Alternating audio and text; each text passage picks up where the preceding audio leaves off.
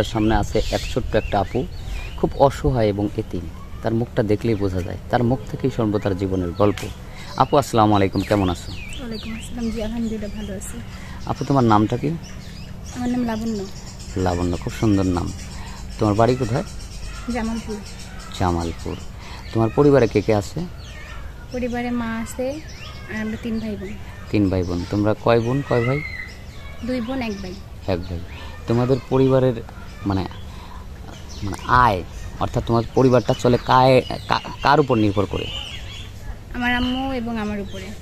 তোমার আম্মু এবং তোমার উপরে। তোমার আম্মু কি করে? আম্মু ছোটখাটো একটা কাজ করে। আচ্ছা, ছোটখাটো কি কাজ? দর্জি কাজ করে। দর্জি কাজ করে। ও আচ্ছা। আর তুমি? আমি জব করতাম বাট এখন করি না। কেন করো না? এই মানে কাজ করতে গেলে মানে আজে বাজে কথা বললে অনেক সময় এগুলো শুনতে ভালো লাগে না।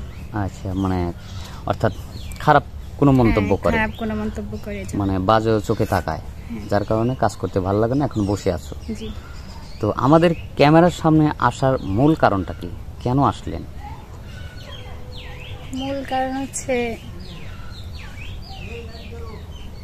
মূল কারণ হচ্ছে তুমি কোনো সাহায্যের জন্য আসছো না বিয়ে শাদীর জন্য আসছো? কোনটা? বিয়ে শাদীর জন্য। বিয়ে শাদীর জন্য আসছো। আচ্ছা, আমাদের এখানে যে বিয়ে শাদী দেই, এই বিষয়টা তুমি জানলে কোথায় থেকে, কিভাবে জানলে? একজন থেকে শুনছো, প্লাস তার মাধ্যমেই আমাদের সাথে যোগাযোগ করছো। তো এখন তোমার পরিবারে মানে মানে কিভাবে তোমরা জীবনযাপন করতেছো? খুবই কষ্টে না? হ্যাঁ, খুবই কষ্টে, মানে আর্থিক দিক থেকে একটু বেশি সমস্যায় আছি। সমস্যা আছে না? পড়াশোনা করছো কত দূর? আমি ক্লাস 8 পর্যন্ত পড়ছি। তারপরে আর পড়াশোনা কেন করোনি? আমার বাবা মারা যায়, তখন আমি খুবই ছোট ছিলাম। মানে যতটুকু পড়ছি ওইটা অনেক কষ্ট করে আর কি, নিজের চেষ্টায়। এখন অর্থনৈতিক সমস্যার কারণে পড়াশোনা করতে পারোনি। আচ্ছা, যদি মনে করো কেউ তোমাকে মানে অর্থনৈতিকভাবে যদি সাহায্য সহায়তা করতো, তাহলে তোমার মানে ভবিষ্যৎ পরিকল্পনা কি ছিল? পড়াশোনা করে তুমি কি হতা জীবনে? মানে ভালো একটা কিছু করার ইচ্ছা ছিল, ডাক্তার বা মাস্টার্স এরকম একটা কিছু। ডাক্তার অথবা মাস্টার হওয়ার জন্য তোমার ফিউচারকে মানে সাজাতে আর কি, ফিউচারে চিন্তা ভাবনা ছিল, কিন্তু হয়তো অর্থনৈতিক কারণে তুমি পড়াশোনা করতে পারোনি। যাই হোক, খুবই দুঃখের বিষয়।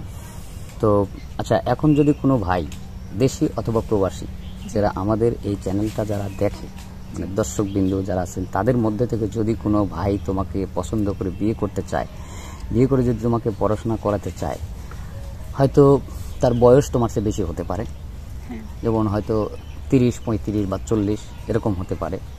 যদি তোমাকে বিয়ে করে পড়াশোনা করতে, তুমি কি সম্মতি আছো কিনা? হ্যাঁ, আছি। সম্মতি আছো। মানুষটা মানে সবকিছু জেনে শুনে নিয়ে যাবে, ভালো মানে অনেকটা ভালো হতে হবে, ভালো মনের মানুষ হতে হবে। অনেক ভালো মনের মানুষ হতে হবে।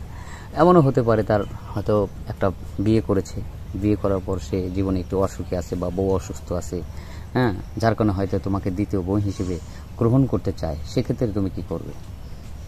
যদি তার ফ্যামিলি সবকিছু মানে দেখে শুনে মেনে নিয়ে যায়, তাহলে আমি রাজি আছি। থ্যাংক ইউ, খুব সুন্দর কথা বলছো। যাই হোক, এখন যদি কোনো ভাই তোমার সাথে যোগাযোগ করতে চায়, তাহলে কিভাবে করবে? তোমার কোনো ফোন নাম্বার আছে? ফোন নাম্বার তো নাই। তাহলে যোগাযোগ করলে এখানে যোগাযোগ করতে হবে, আমাদের সাথে যোগাযোগ করে আমাকে জানাতে হবে। সুপ্রিয় দর্শক, শুনলেন, আমরা আর স্কিপ বাড়াবো না। এই মেয়ের মুখ থেকে সবকিছু শুনলে, তার কোনো পার্সোনাল ফোন নেই, তার দুঃখের কথা শুনলেন। যদি কোনো ভাই সহৃদয় বা কোনো ব্যক্তি যদি এই মেয়েটাকে পছন্দ করে থাকেন, তাহলে আমাদের স্ক্রিনে নম্বর দেওয়া থাকবে, ইমো আর হোয়াটসঅ্যাপ দেওয়া থাকে। কেউ ভিডিও কল অযথা দিবেন না, কল করবেন, অডিও কল করবেন, এবং আমরা ইনশাল্লাহ চেষ্টা করব আপনার সাথে যোগাযোগ করে দেওয়ার জন্য। সেই সাথে ভালো থাকবেন, সুস্থ থাকবেন। আল্লাহ হাফেজ।